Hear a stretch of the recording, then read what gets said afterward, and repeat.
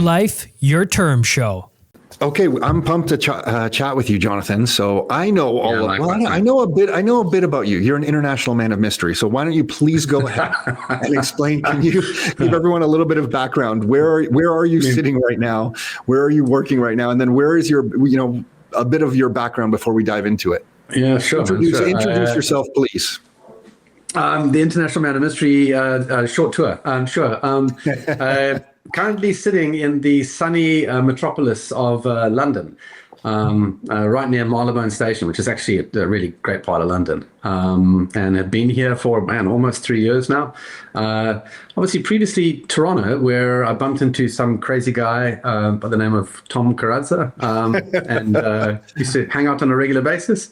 So yeah, I was based in Toronto for about 7 years, and then prior to that, South Africa, and prior to that, Rhodesia, which then obviously became Zimbabwe. So on a bit of a dogleg tour of the world, I think.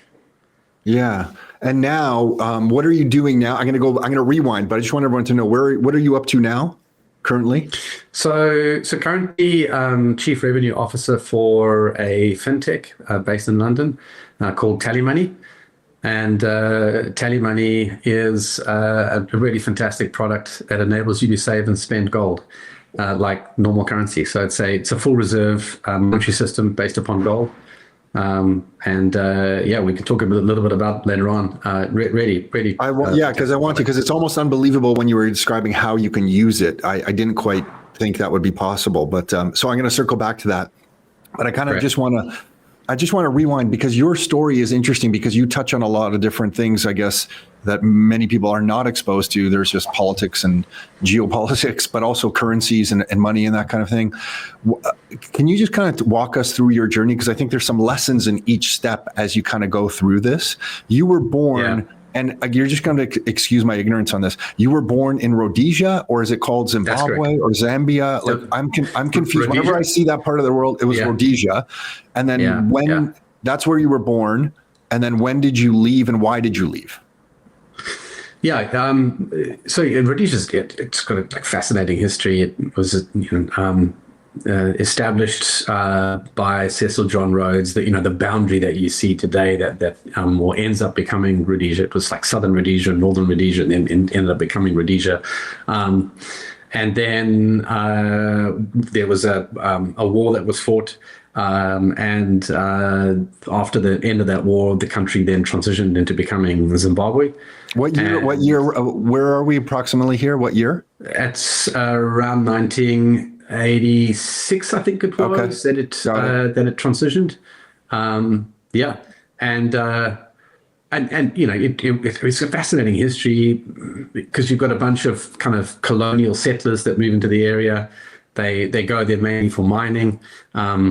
It's probably the only country in the world that was set up a little bit like a business, in that you had an investor called Cecil John Rhodes, who was like, okay, I see opportunity here.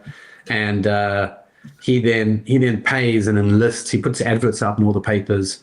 And these guys basically look for people who want to go and establish a country. And they were like, look, what do we need to set up a country? Well, we need guys, we need policemen, we need a bit of army, we need lawyers, that just went through it, and they had a massive list, and it was, he fronted all the cash as the investor, and they had a whole bunch of people who came, and they did interviews, and they selected the best that they could select. And they then went up in a column and founded Fort Victoria, which was the beginning of Rhodesia. Yeah. And what time frame was that? When did he do that? Oh man, roughly, like where it was the 1800s. Okay. Yeah. Okay. Yeah, and so then you have this country that then gets this. It doesn't establish initially as a country. Eventually, it starts off as a trading station. They look to do mining. They fight a number of wars with the Matabele, who were the dominant tribe in the area. And you had the Matabele and the Shona. Shona was another really big tribe, and the Matabele and Shona had kind of been at loggerheads for many years. And actually, the Matabele dominated the Shona. So you have the colonials fight the Matabele kind of get, their power base gets eroded. And then there's the establishment a little while later of Rhodesia as a country. And they then founded mainly upon mining and farming, and ends up becoming a really successful little country. And how do you define success? Like financially, it was doing well by exporting what it was mining. Yeah, at one stage, the Rhodesian dollar would have been 1.47 in 1980. In 1980, Rhodesian dollar was about 1.47 to the American US dollar. Oh, yeah. Wow. Okay. Yeah. So, and I think at that stage, if I'm not mistaken, it was stronger than the Canadian dollar. So for a tiny little country, it was operating, was punching way above its weight. And so, you have this war that gets fought, and look, the war is fought for pretty legitimate reasons. In that you've got, it's so difficult with history, right? You've got like a bunch of people, and if you remove color, from the equation, because that's where it becomes really sticky. But you've got a people group that comes in. That people group is more advanced than the people group that's currently in that area, technologically speaking. And so the more technologically advanced group dominates the less technologically advanced group. They establish something. Over time, that people group itself changes, and they then get educated, and they catch up, and then they become advanced. But the group that came in initially doesn't acknowledge that. And so you then have this white government, that is run, and it's kind of really is not giving the same levels of freedom to the local and the indigenous population, and that creates the sort of the foundation for social angst. Yeah, exactly, yeah. And rightly so. And so then a war is fought, and ultimately. The Rhodesian government gets defeated, not so much militarily, but more economically, because major sanctions was applied. Got it. Yeah, and so you had this landlocked country that just couldn't survive. And is that when you left? Then did you leave? No, we stayed for quite a while. Okay, but the decline was pretty quick in that, there's a war that's fought. It's pretty brutal. No quarter is given. It changes. People stay, but then you start to see a Marxist ideology really kind of kick in. And it's interesting because I saw one of the things for me is that having lived in both Rhodesia and South Africa, there's some stuff that I hear within Canada that I go, ooh, that's some dangerous. That leads to bad places. You have a backdrop of experience and history that is very unique that most people don't have. Okay. Oh yeah. Okay. So you just said, I want you to keep going, but that Marxist kind of philosophy or thinking that came in at a point where the country was suffering, I assume. So then people thought, oh, we need to take care of everyone equally, and we started to redistribute the wealth.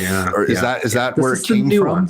Okay. And this is the nuance, right? Like what most Canadians would have read was and it's so typical, like this very monochromatic binary tale of, the Rhodesians were evil white people who dominated all the black people and, treated them terribly. And therefore the moral justice of the whites being thrown out is quite right. That's exactly what should have happened because they were evil and racist. And the truth is a lot more nuanced, as it so often is, I'll give you a great example. My father was a policeman in Rhodesia, and he prosecuted white people for treating black people badly. Like this is in the racist, terrible, evil Rhodesian government. Now were there racist policies? 100%. Was there some really dodgy stuff that took place? Absolutely. But the story's a lot more nuanced, and part of the reason why Rhodesia as a nation fights against black nationalism is because unfortunately the black nationalism was founded on Marxist ideology. And so, the guys who funded Robert Mugabe were China, Russia, North Korea. Like these guys funded, trained, supplied weaponry, because it was a play by Russia. It was a play. Like, they wanted the mineral resources, that's what they were looking for. Oh my gosh, the history of the world repeats. Okay. Got it. It's not just a moral crusade. And it's not just a racial clash. It's okay, but we really do not agree with Marxist ideology. And if this comes in, this is going to create bad things for everybody in the country. So that's part of the nuance. And so the Marxist ideology is actually it's the very foundation of what Robert Mugabe stood for. And then that starts to play out in South Africa. In Rhodesia, in Zimbabwe by that stage. So you start to see, real kind of collectivist ideology kick in. So this is now, where are we in history? This is the 1980s still? This is the 80s. So we're in the 80s, okay. into the 90s. The country is already now Zimbabwe. Is now the country named Zimbabwe? Zimbabwe. Yes, okay. Yeah. To give you an idea of how quickly things erode, 1980, as I said, the Rhodesian dollar is about, what's $1.47 US dollars to one Rhodesian dollar. By 2008, I think it is. Yes, 2008, Zimbabwe hit peak hyperinflation, which was inflation rate was estimated at 89.76 trillion, which is 89 with 21 zeros behind. That was its inflation rate. Wow. So when you see it's because the policies that were implemented were, exactly what and anybody with a shred of economic ability would go, but that's really going to tank your economy. But it's founded on Marxist ideology, and ultimately. So can you give me an example? So what the population begins voting for, we need to provide things for people, even though we don't have the money for it. This is what we're going to do. It's probably more the insidious version of Marxism, which goes a little bit like, hey, vote for us. We're going to come in and save you. Great. Okay, we've done that. Great. Now we're the only political party. Thanks. We now are the saviors of the people. So there's only one party. Cool. We'll pretend that there's others, but really they don't exist. We'll also use violence to absolutely dominate everybody. Mugabe comes into power. And one of the first things he does, rewind to what I said earlier, that the Matabele dominated the Shona. Well, Mugabe was Shona. And when he came in, the Matabele had sided with another political party as opposed to ZANU-PF, which was Mugabe's. And so Mugabe then sent in the 5th Brigade, which was one of his military brigades, which was trained by North Koreans, and he sent them into Matabele land, and they reckon killed about 300,000 people. Holy smokes! So it was just mass rape and murder. So squelch, we just get that done. We then establish and entrench our people, the elites at the trough, and then we start to implement policies which have that veneer of, oh, that's great, that's super fair. But ultimately, it's an erosion of freedom, and it's an erosion of the fundamental principle of private ownership. So, do you have an example of that? So, would that be just giving people? Here's a great example. Yes, where it starts to fall off a cliff is, and it's important to understand the context here, because it's when you feed the beast gets hungry, and then you need to keep feeding that beast. And so Mugabe comes into power based upon grievance politics. Those guys are really bad. We'll save you. He then is not able to actually deliver that, and the country starts to erode economically. The people are very angry. So he then continues to vilify the white people. So that's the reason why to make an enemy. Okay. Yeah, you've got to have that. Right? So the reason why he quotes the whites, and we're going to do this, and we're going to do that, and eventually it ends up him being in a position where he goes, in order to sort out the whites and the reason why you're poor is that they still own land. And so what he did is he canceled land ownership and he basically, it was expropriation without compensation, and they called it farm invasions, where thugs essentially would arrive on a farm and take the farm, and that then collapsed the economy, because you've basically then removed private ownership, and private ownership is the backbone of any economy, right? And foreign investment. Yeah. Without property rights, then why are you doing anything that you're doing? There's no incentive. Oh exactly. My gosh. Exactly. Holy smokes. And so that happens around that 2008 period, and it smokes the economy. Around what time? Sorry, what year? 2008. Oh my gosh, it's that recent? Yeah. So from 1980 to 2008, it just, you have this goes from, strong currency to literally nothing, worthless, like utterly worthless. There's great stories of people going, it's better to use a Zimbabwean dollar, wipe your ass. I remember those stories. I remember. Go and buy a toilet roll. It's cheaper. The toilet roll is going to cost you more. Wow. Okay, so because it sounds like I don't know of everything going on in South Africa, but I feel like I'm hearing similar stories in South Africa. So, but just by the way, as you're speaking here, it's obvious that this part of your life has a lot of meaning and a lot of, you could just tell when you're speaking about this is a kind of very special area to you and a very important part of your life. You could tell by the way you're talking about your dad being a police officer there and the whole thing. Okay, so then I guess what happens, like, does some part of the population around what year in this whole process does a large part of the population start to look around and go, oh, I think I need to leave? Yeah, look, it happens almost immediately, and then it reaches a kind of a mass exodus. I would say prior to 2008, because everybody's net income and their future and their kids' future starts to get eroded completely. And when I look at currencies and I look at what governments can do to currencies, it's an absolute theft of people's past, present, and future, right?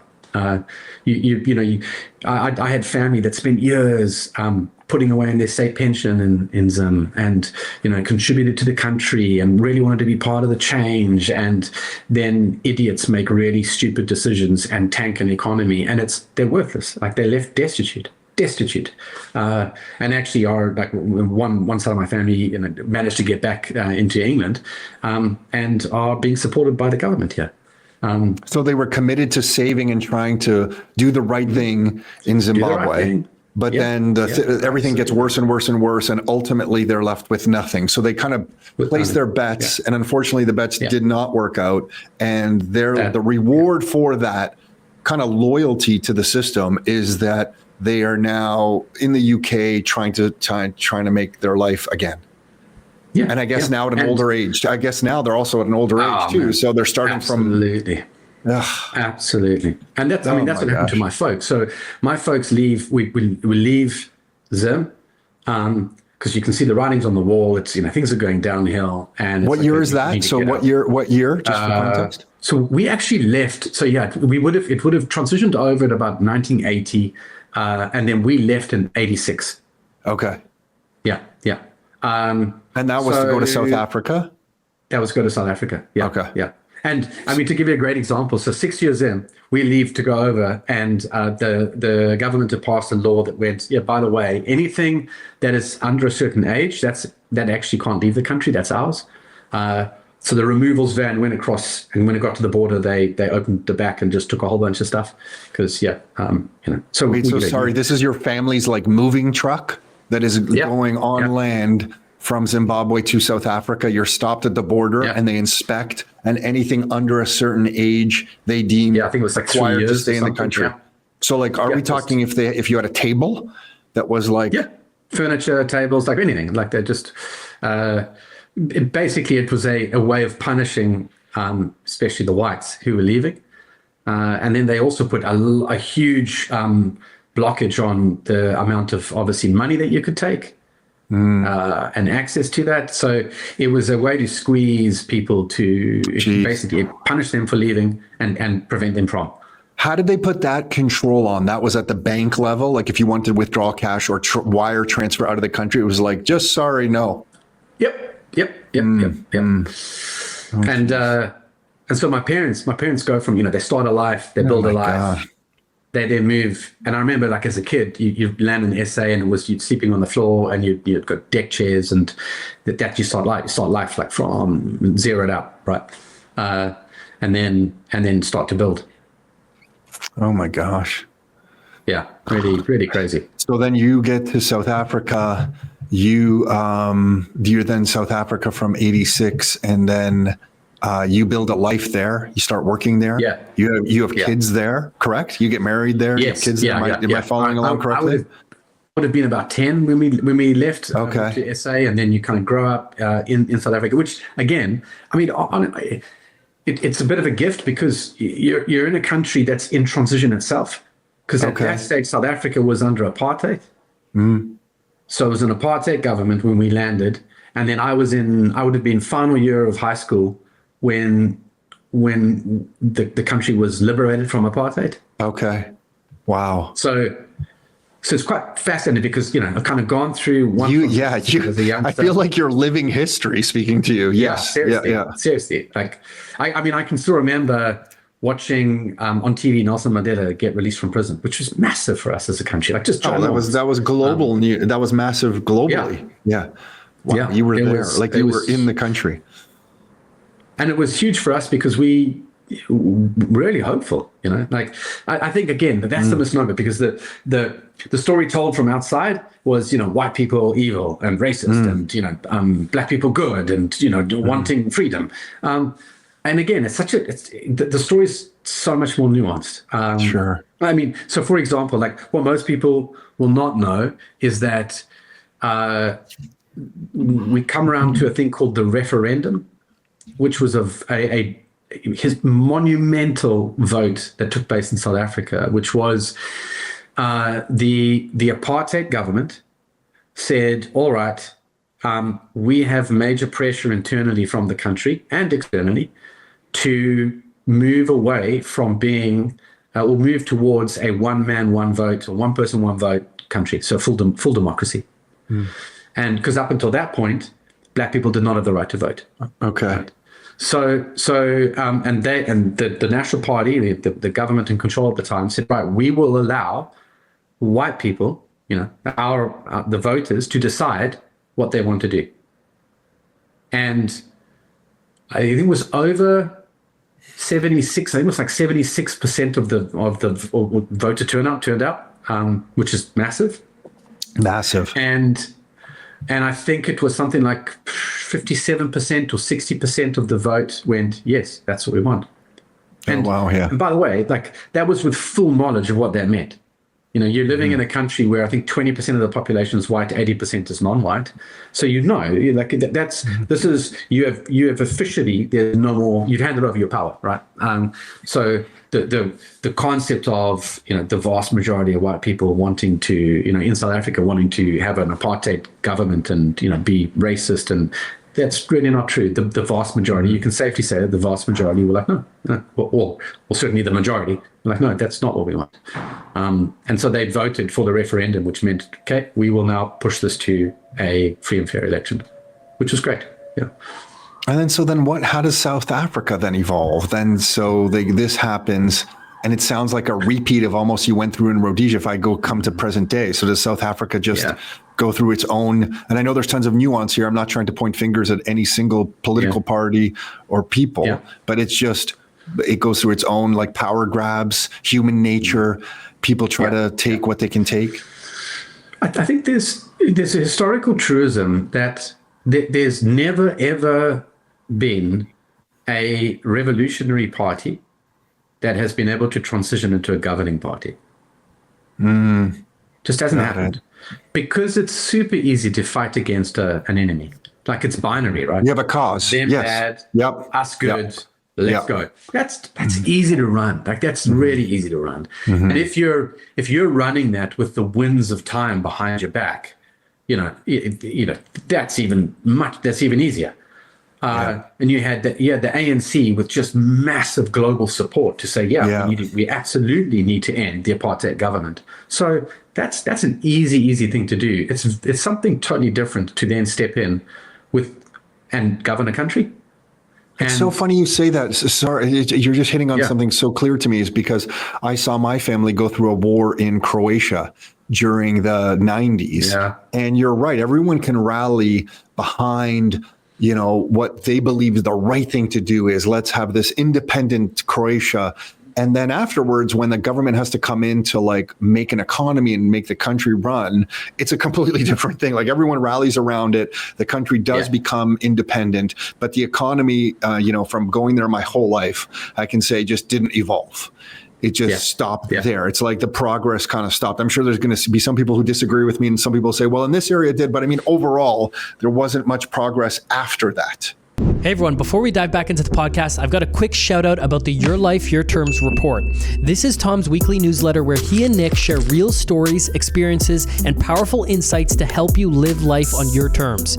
Each week, Tom breaks down the economy, real estate, macro trends, and Bitcoin, and gives you actionable steps to make these insights work for you. No fluff, no vague predictions, just a clear path to thriving no matter what's going on in the world.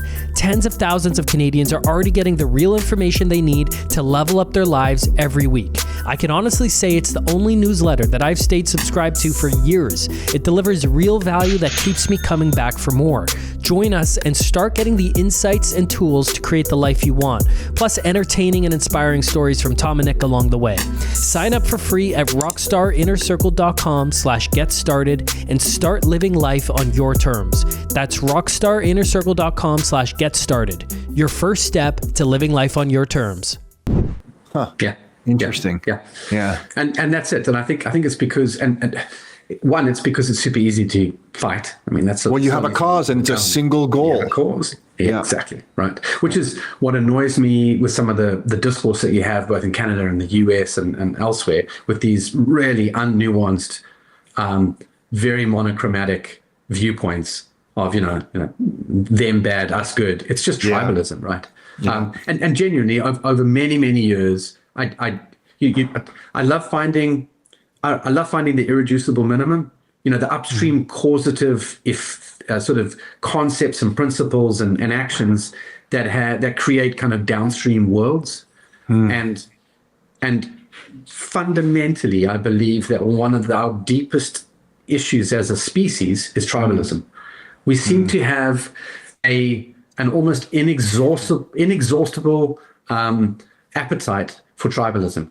So and it's as simple as I'm a Blue Jays fan. I'm a Browns fan. I'm a this, I'm a that. I'm a this, I'm a that. I'm a this, I'm a that. And the deeper that goes, the more it kind of moves into actual animosity. So it's not just identity; it's animosity, and we then otherize the other tribe. So them bad, us good. And seriously, it's like a fascinating exercise. You can see it. I wonder if that's why power. I wonder if that's why power seems to centralize and control, because you have that kind of tribal mentality, maybe just as a species, as you're saying. So then we are good, they are bad.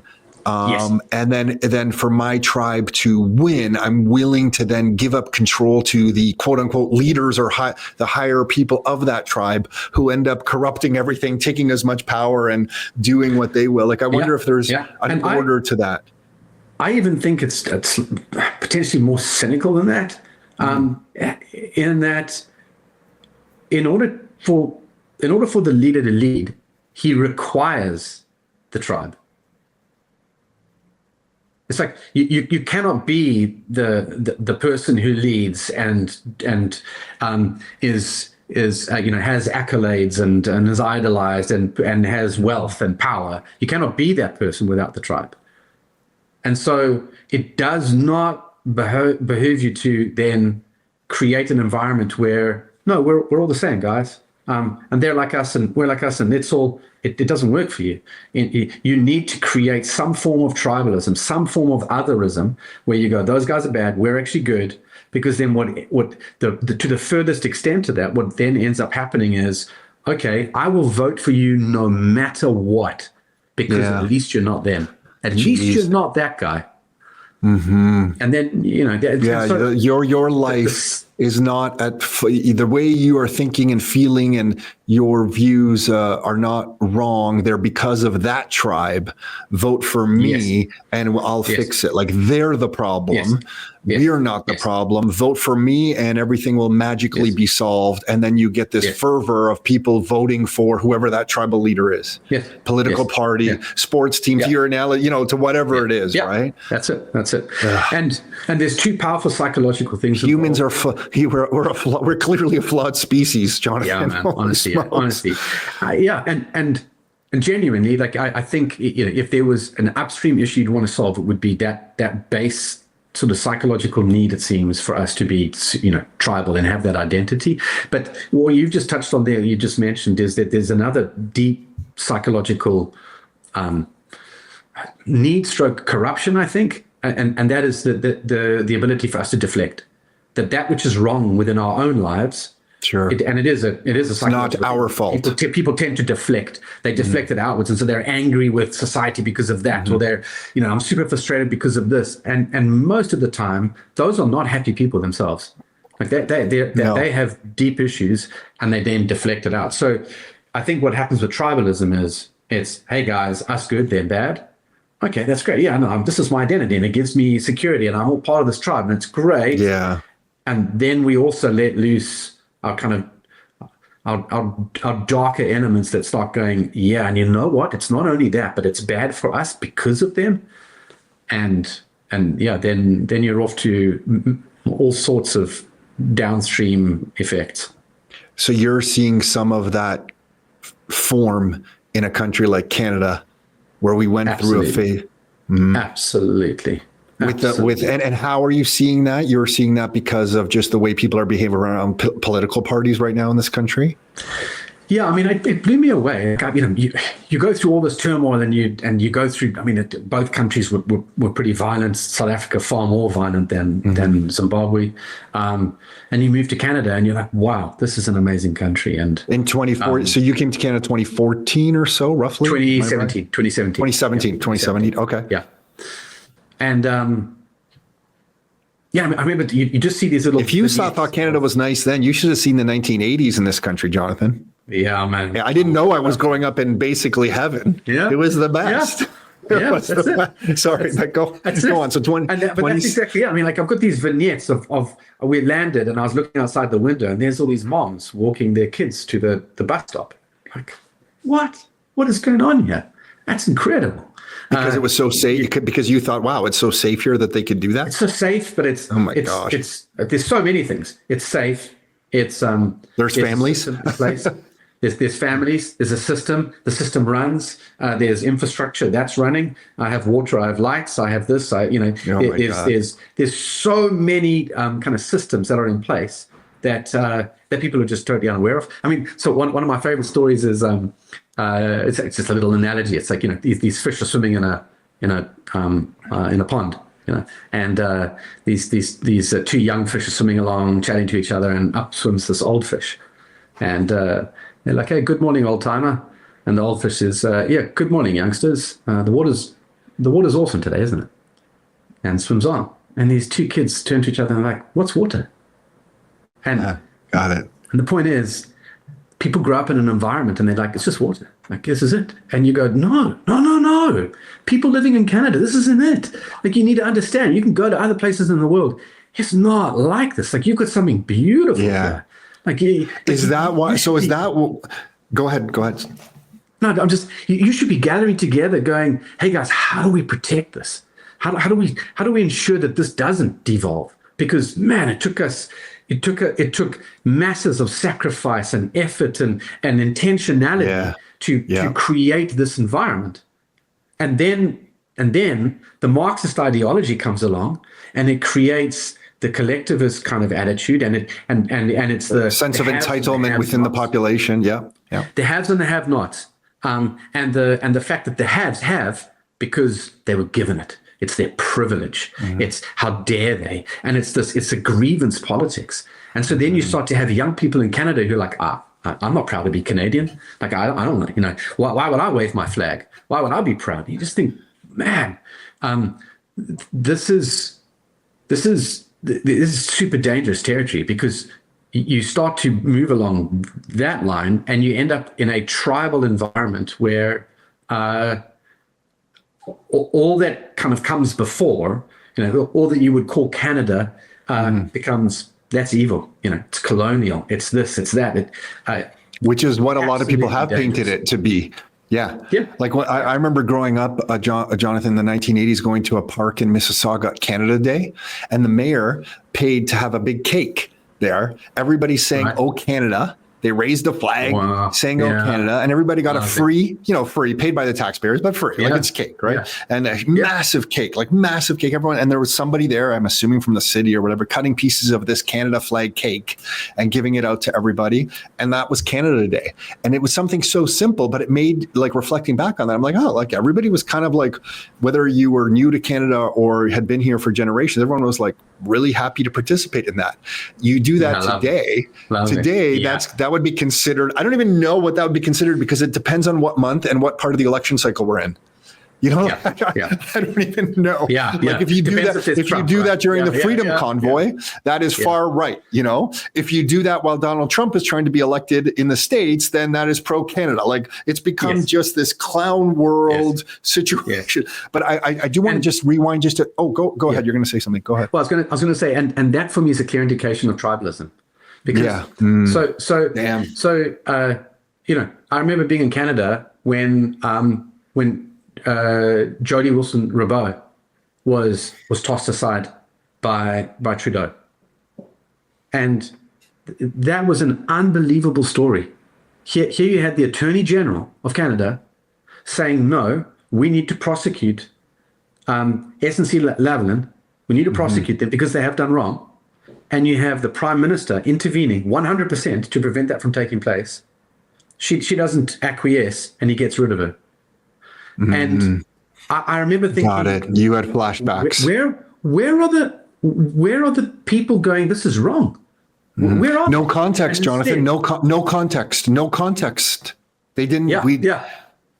I'm not justifying it, but just no context.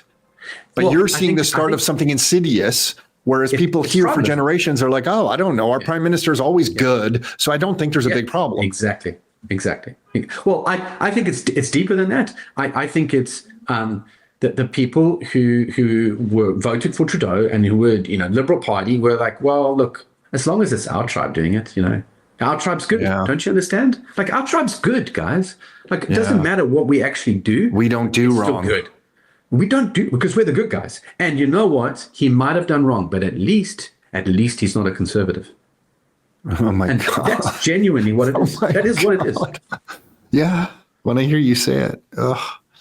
Okay. And the same applies on the other end of the political spectrum. Like, you'll have people, like, if somebody can't look at Trudeau and go, "You know what? I think that was really great that he did that." And look at a Poilievre and say, "I think that's great, but I also don't like that. And, with Trudeau, I don't like this." If you're not able to have that, then you're tribal. You just, as long as it's my guy, it doesn't matter. Man, that is some dangerous, toxic nonsense. I want to ask you more about this. I just want to understand why you then left South Africa, because I'm curious. So what, the same policies went into place and it was like a repeat of Zimbabwe? And so the Marxism comes in, tribal, and then people are voting because they want to invest in South Africa, but then the power concentrates and the corruption ensues? That's exactly it. Is there a moment? So what's the moment? What is the moment, and what are the reasons where you decide I need to leave? Yeah, great question.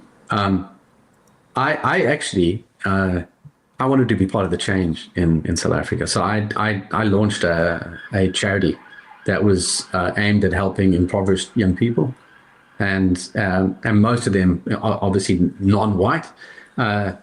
And it really was focused on taking young people and turning their lives around and giving them access to permanent roles and jobs, because we have a massive unemployment issue in South Africa. And so launched a program, and for many years really worked in the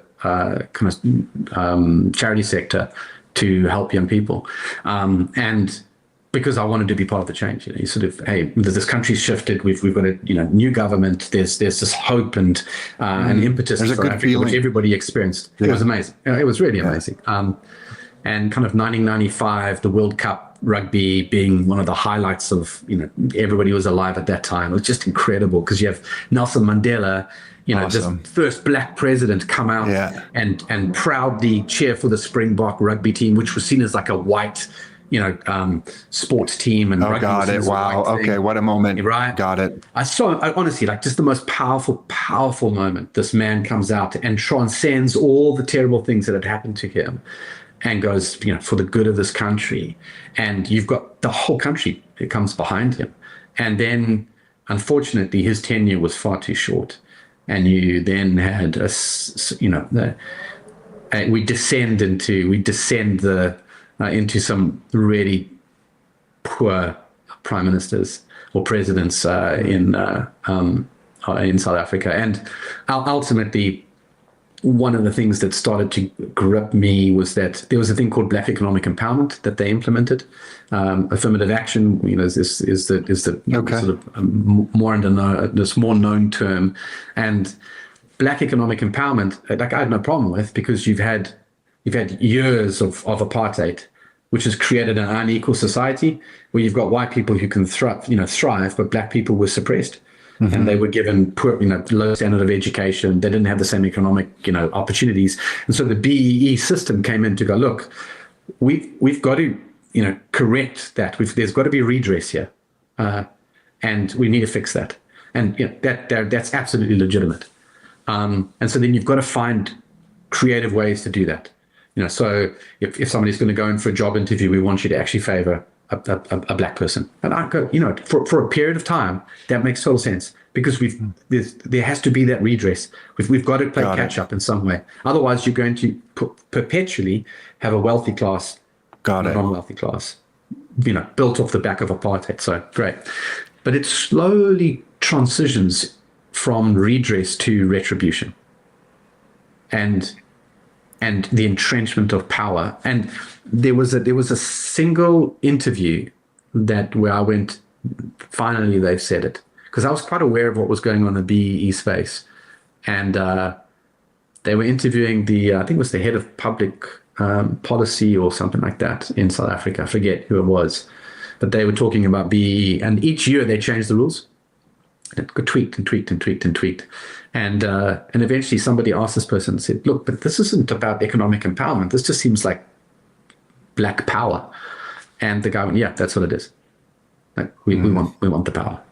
And so what BEE meant in reality was that my son, who's very entrepreneurial and had grown up outside of apartheid, like he'd never been part of apartheid, who grew up alongside different races and grew up in a free and fair South Africa, when he matriculated, if he had started a business, which he wanted to do, if he started a business, he would get a BEE rating, which would I think it was 0, which would give him basically, he would not be able to do any business with any big company, any company that was doing any form of trade with government. So it hamstrings him. Whereas a black kid that he was going to school with would get a BEE level 8 because it was black owned. Got so it. you go, okay, but guys, now we're moving outside of the realms of redress.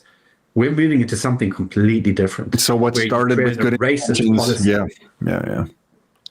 Yeah. Okay, so that was then you seeing your family and your generation. Then you decide, okay, we need to move on, and that's what brings you to Canada. Yeah. Then you came to Canada? Yes. Yeah. Okay. Holy smokes. Okay. So then with all this backdrop, you then see what's going on. And that's why when you and I chat sometimes, we're commenting on what you're seeing. You're an interesting case study for me because, again, I have that backdrop of Croatia. And it's very different than your experience, but I've seen currencies collapse. I've seen what it does to people. I've seen power concentrate and how the assets are redistributed after a currency. It magically goes to the people who have influence and connected to the people who have influence. All of a sudden have the pieces of land in the hotels and the shopping malls. There's like a quiet redistribution. So what started with this good intention, like you're saying, and seems to, from an outsider like me watching a country closely, goes, oh, I don't know how that worked out exactly. I don't know all the inner workings, but it seems like there was some favoritism going on there. And then when you layer in, and then to me, all of this, and maybe this is essentially when we will transition to TallyMoney at some point here, is like underneath all of these human nature and, how we're saying our own species seems to have this kind of, I don't know if it's a flaw or a characteristics where we get tribal and then power concentrates, and what starts with good intentions seems to morph into something different. When you put money under all of that, the controlling power of a nation state can then just print at free will.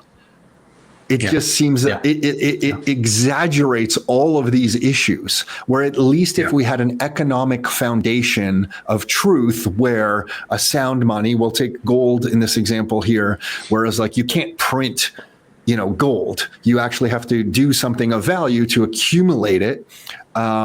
It kind of at least holds people to some level of honesty who are in power. And I think absolutely. And its value is not bound by the system. So let's use South Africa as an example here. We're talking about currency erosion. So in the 1980s. The South African rand is stronger than the dollar. So in 1980, the South African rand, I think it was like $1 was like 80 cents. Okay. One rand. Got it. Yep. Was 80 cents. So it is a stronger currency than the US dollar, and then. By if we fast forward to today, and we run it in parity with the dollar. So based upon the dollar, it's lost about 96% of its value. Wow, so quick to the dollar.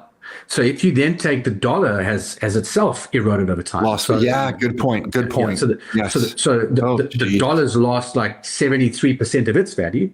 So that ultimately means that a rand today in South Africa is about 1% of its value in 1980. I'm interested. Can I ask you a question then? When you came to Canada, because we obviously have currency erosion here and inflation and debasement of the currency. Every currency seems to go at different rates of debasement. So Zimbabwe had its rate, South Africa had its rate. When I see Canada, I feel like its rate, somehow there was an inflection point around the pandemic, and it's like kind of accelerating when I just go to buy meat and stuff. Do you think with the political structure or political situation you see in Canada, do you see our currency on like what rate of debasement are we on? Like, or do you think like when you see Canadians like, oh, you guys really need to be careful here, like you're really gonna increasing the rate of debasement of your country? Or is it more like, no, it's going to be okay for like 20 years. Don't even worry about it. Like, how are you, with your context, how are you viewing the Canadian dollar? I'm not trying to put a number on it, just from your from your family experience, what are you seeing here? Yeah. Look, I don't think it's in a as dangerous situation as South Africa or Zimbabwe, for that matter.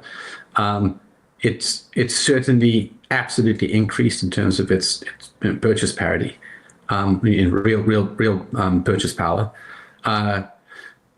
But what I will say is this is where people need to be aware that they have something precious and they need to protect it.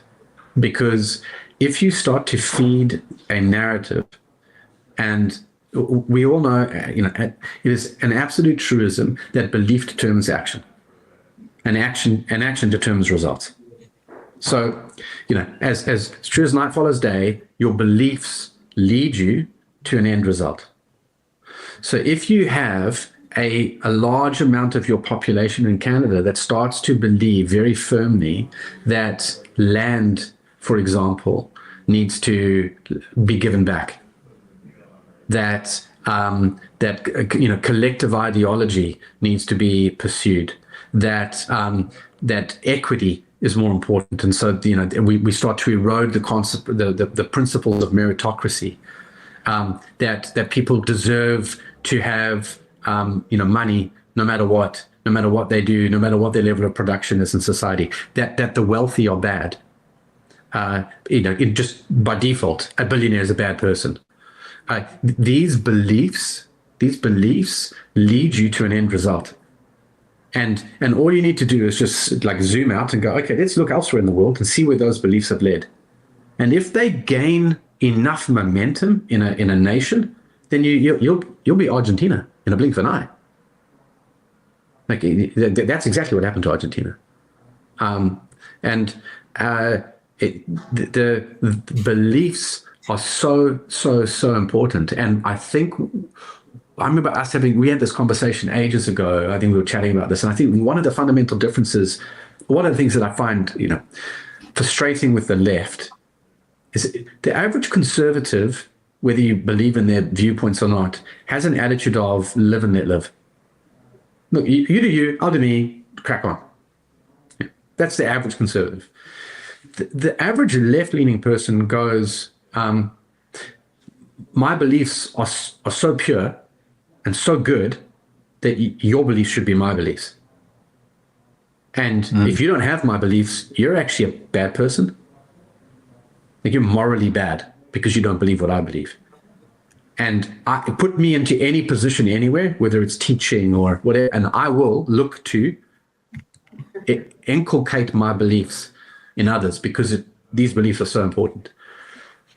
And then we're moving into a tribal world where people, and this is what blew me away in Canada, by the way. An interesting, coming from a different culture. I went in and you start to talk to younger Canadians in Toronto, and it really blew me away that by and large, when they spoke about conservatives, in fact, here's a great example. We were talking one day, a bunch of young people, it was a business meeting, and we were talking about collective nouns, and somebody went, we're talking about funny collective nouns, somebody went, yeah, a murder of conservatives. And everybody laughed, ha, ha, ha, ha, ha. The prevailing attitude was that if you're conservative, you're really, really evil. Like you're a bad person. And the Conservative Party is super, super, super dodgy. It's toxic. And I remember thinking, man, that's some dangerous, dangerous thinking, because it's just not fact. It's factually untrue. It's factually untrue. You might disagree with their policies, but it's just factually untrue that these are intrinsically evil people. And so therefore those belief systems, if they gain momentum, well, then you have to keep feeding that beast. And where does that lead? Well, that leads to, well, yeah, guys, we do actually think that we need to have a universal, basic income, and we won't actually have freedom and rights of ownership, and it's all based on paper. It's not. It can be eroded.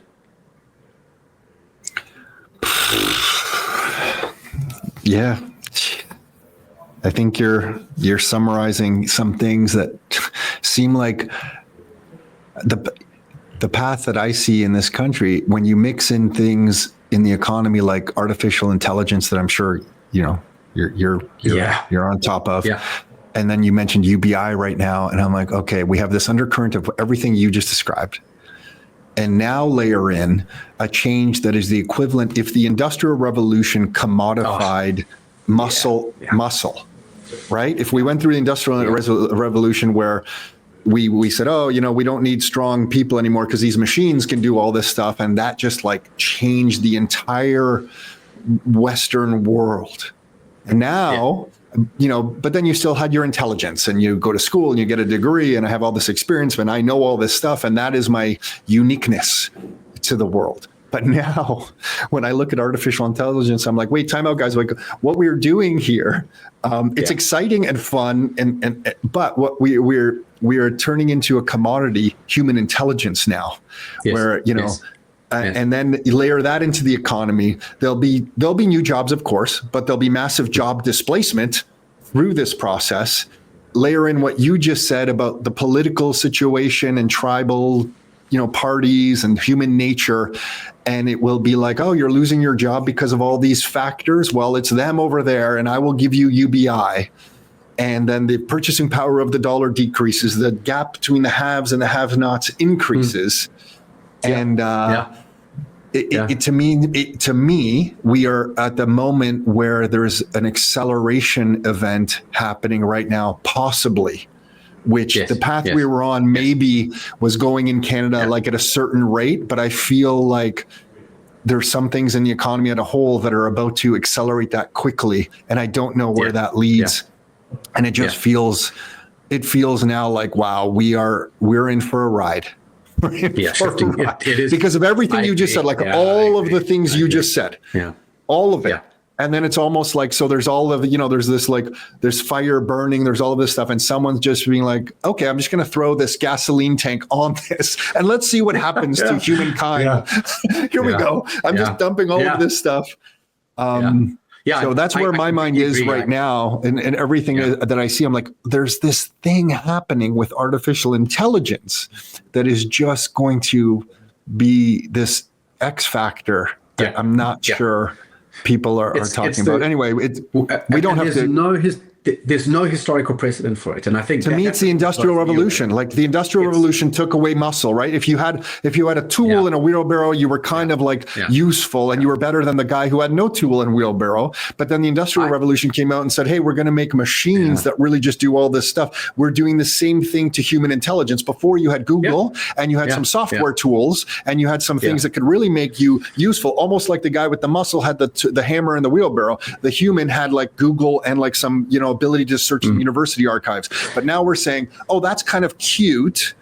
Now AI is just going to do all that kind of stuff like in 3 seconds.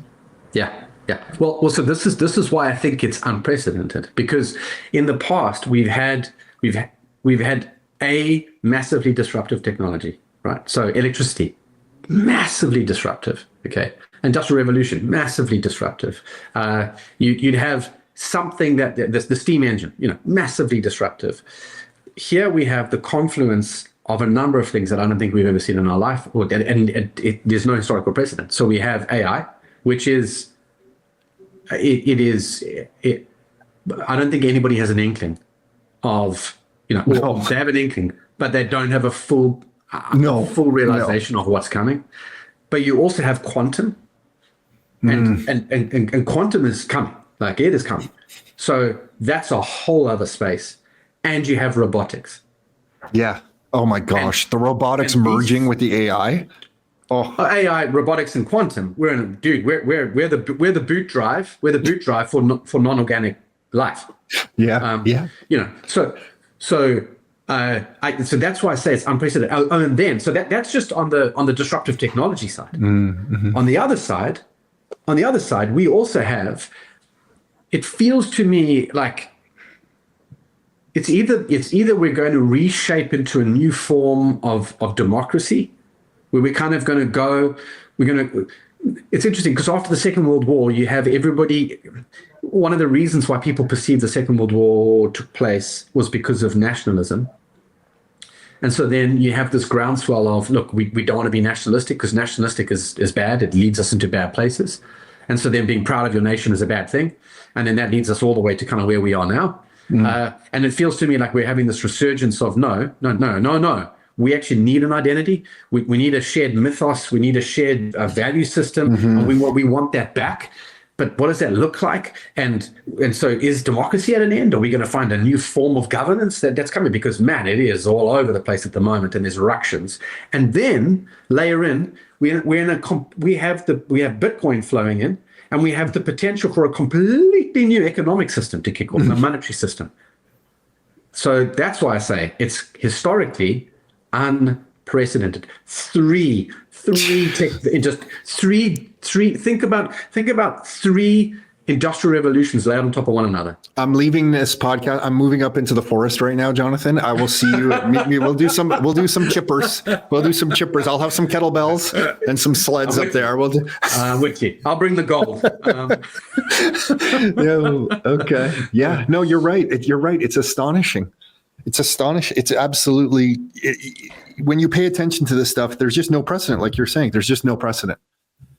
And because we don't have a unified goal, yeah. Yes. Yeah. I will say this. Sorry to butt in there. No. I'm happy to be a graybeard during this time. I'd hate to be a youngster during this time. Yeah. Like we genuinely, Tom, like I do think people of our age have the privilege of being able to, we will see this through because we're here, we're in it. Yeah. We're not 70 and 80. Like they will not see this. Like we will be the guys who will have to transition through this. And we at least have some wisdom and some perspective to be able to help guide this.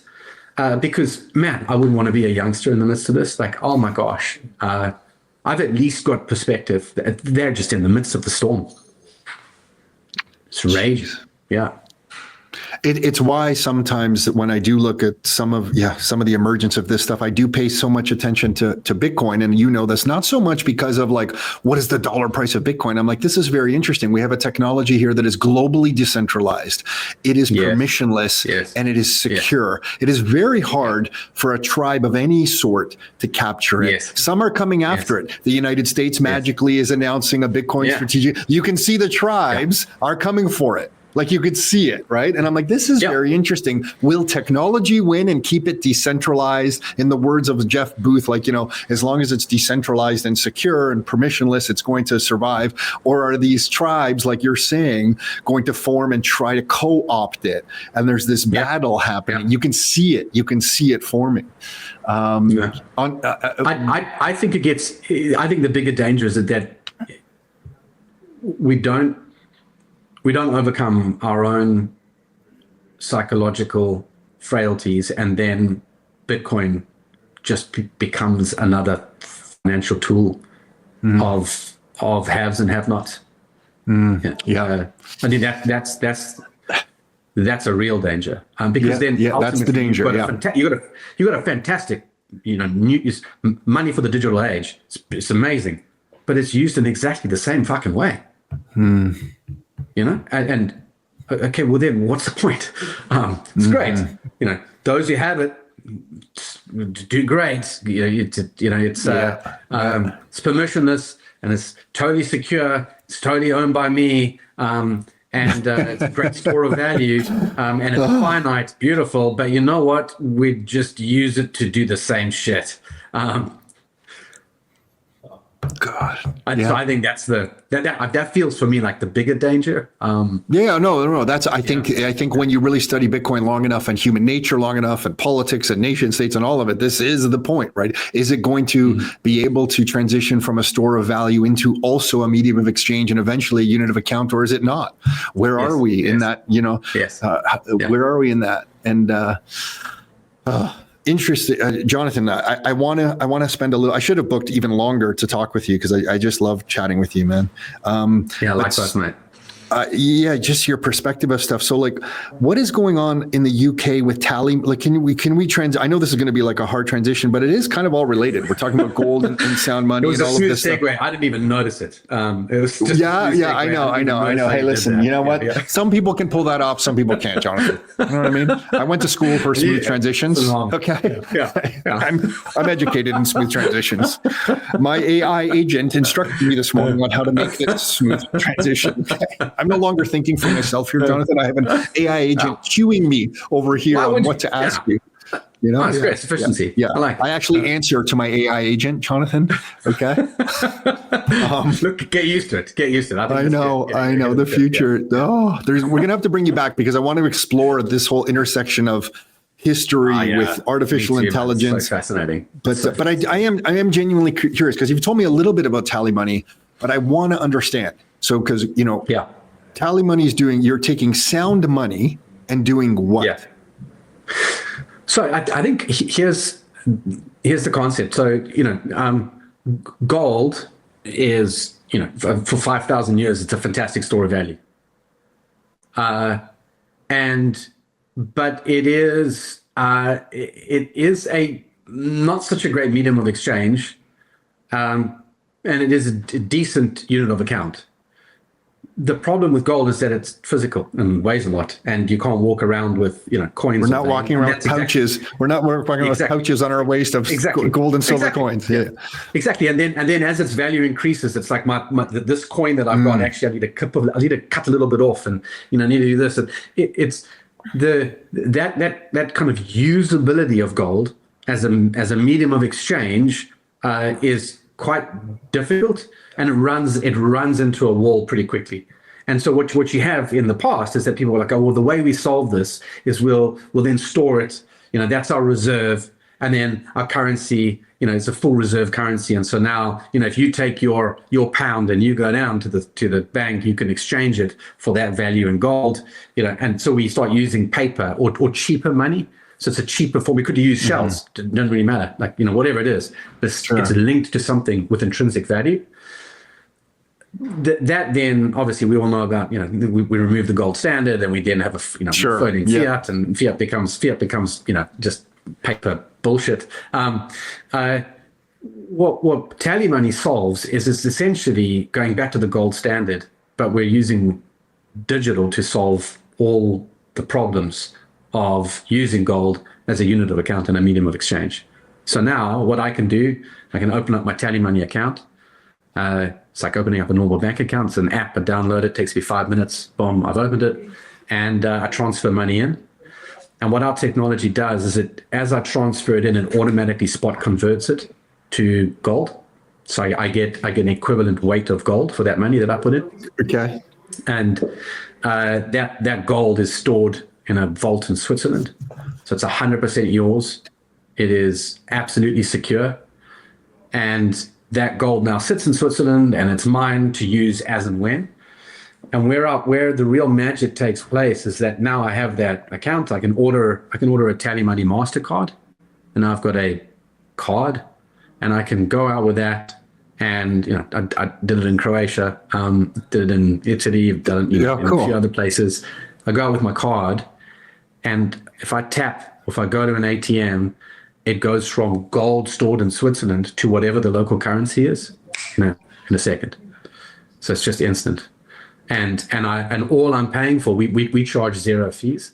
All it is, it's basically our system goes, hey, you're about to buy a cup of coffee in Timbuktu. Great. That costs X amount. We use XE global spot rate, and we go, right, let's check how much that is of your gold. Ding, ding. Okay, that comes out of your ledger, and you've just bought your coffee. And that goes back into our bullion float. So the MasterCard isn't accumulating a balance like a credit card balance, but it's actually just acting as this medium of exchange, point of sale thing. That's exactly it, yeah. Deducts from my gold balance in real time. In real time, yeah. And then what I'm able to do is within the app, I can set up vaults. So I can have like a vault where I've got my savings, and I'm just going to stack into that, and I've got my current account. And then, there's a few other little fun things that we can do. We can issue cards linked to a vault. So for remittance, that's fantastic. So you might have family back in Croatia, and you're like, hey, look, I don't want to have to transfer your cash. So I'm just going to send you a card. That card is linked to my TallyMoney vault. And every now and then I just put money into it, and you can go and use it at the local store. Oh, no way. You can pay for stuff. Like, no problem. But I can allocate funds into that vault. Exactly. Oh, exactly wow. Right. Yeah.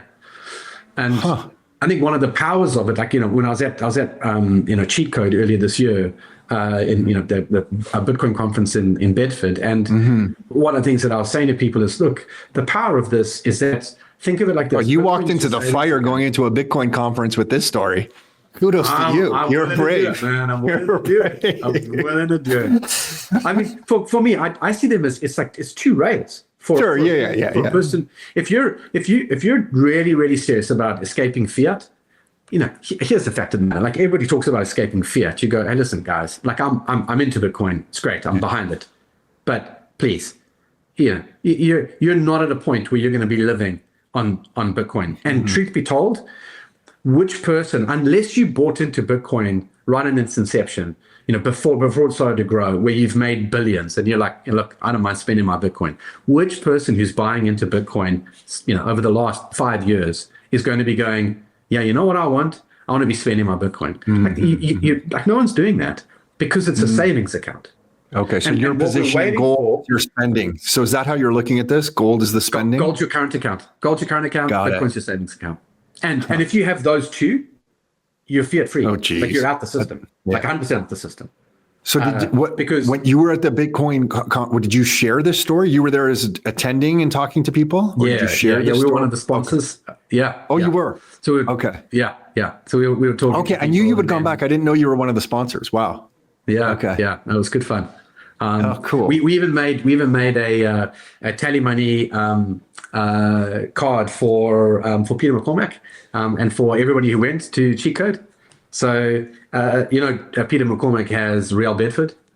Yeah. So we made a Real Bedford TallyMoney MasterCard for him. Oh, cool. Yeah, it's great. Oh, you're going to have to get on his podcast. You're going to have to get on the podcast. Yeah. No, we are definitely working on that. Yeah. Cool. But that's the power of it, right? Is that what most people again don't realize is that their currency is being eroded. So the dollar since the 80s has lost 72% of its value. The pound has lost even more than that. It's like about 80%, 78 to 80%, which is insane. Gold has increased in value during that time. So because and actually it's probably just, if you zeroed it out, you'd be like, actually gold's remains level. Everything else has gone down. Yeah, sure. Yeah. If you use it as a unit of account. What you're doing, you're coming full circle. Earlier in this conversation, we talked about briefly, without property rights, a person doesn't really know what they're doing, because if your work is not represented in some type of reward that you can control as a property right, you kind of lose yourself. And money is a form of property, but unfortunately, with the insidiousness of inflation, the property that you're earning is just being stolen from you, and it then reflects in society in the way people behave and act. They can't get ahead. They can't save. The haves and the have-nots, and people, the tribes then gain their power, and the person at the top of the tribe gains even more power because they point to the other tribe and say, the reason your life sucks is because of those guys over there. So what you are doing here is bringing this back where people can use forms of sound money that really weren't usable for some period of time. So it's interesting. Is TallyMoney just in the UK? Is it for UK citizens only right now? So it's UK citizens, and then we're looking to expand into Canada, the US, South Africa, certainly, and Europe, and then kind of take it from there. Wow! It's really what we're trying to do is take people back to essentially having their own gold standard. Because this is your gold, 100% owned by you. And I think one of the things that's important to state is what we've done, which I love about the company, is that it's separated out. We've got a Tally Holdings company that owns the gold, and then we've got Tally Trading. And so if the company went bankrupt tomorrow, and everything, we all got shot and died or whatever, within 7 days the gold gets liquidated and goes out to people.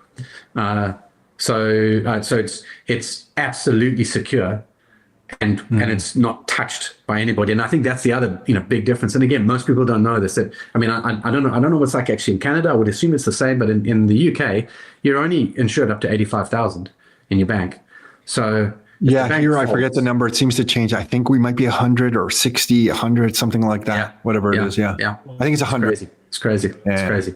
Here's another interesting one. So this just shows you how shafty the banks are, right? Do you know what they did in Basel III? They've got Basel 1, 2, and 3. Right? Yes. So do you know what they did under Basel III? They've kept completely hush. No. So Basel III comes in, and what they decide is that gold. They decided that gold is going to move from being a tier 3 to a tier 1 asset. Okay, I think I did read this. And what does that mean? What's the implication?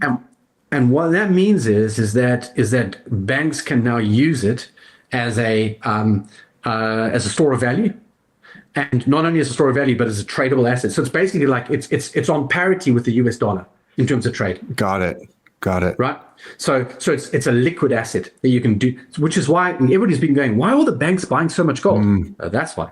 And we think that it's just because there's lots of tumult in the market and things are, well, no, it's because Basel III actually requires them to do this. And it's not only requires it, it also says, listen, guys, as a banking system, you like, let go. There you go. It's tier one asset. Crack on. Recapitalize yourselves with gold. Save yourselves. Yeah. And what a world. I listened to a guy in Amsterdam. So this is crazy. I mean, I think there might be something true to this, but I listened to, I forget the guy's name, a Bitcoin conference in Amsterdam. And he actually meets with all these, he's part of some of these really big think tanks with Federal Reserve governors, etc.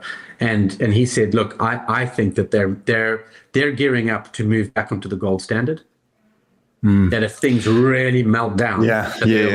Look, there's a lot of theories around that. Yes. Yeah. Jonathan, I want to talk to you more about just this point exactly and some other things. Unfortunately, I have to wrap up. I'm waving to people as they walk by. It's our team meeting here that I have to go into. No worries. Man, it really a pleasure chatting with you like this, Jonathan, and your story, your perspective. Thank you. I mean, you didn't have to come on and share all this stuff. I think some of our audience is going to really take a lot away from listening to you. I am going to bug you for a follow-up at some point to just continue this conversation. Anytime. But, seriously, really appreciate it, man. Oh yeah, two-way street. So TallyMoney, what's the website so that people can go check it out? I think I have it here. So TallyMoney.com. Yeah, so TALLY money.com. Yep, TallyMoney.com. And anyway, do you want people to find you, or are you living in the internet? Okay. Where can people find you? Probably the easiest would be LinkedIn. And if someone wants to find out more about Tally, if people interested in a partnership setup in Canada or elsewhere, happy to have conversations. That's all part of what I'm here to do. And they can find me on LinkedIn and Jonathan Stanton-Humphreys.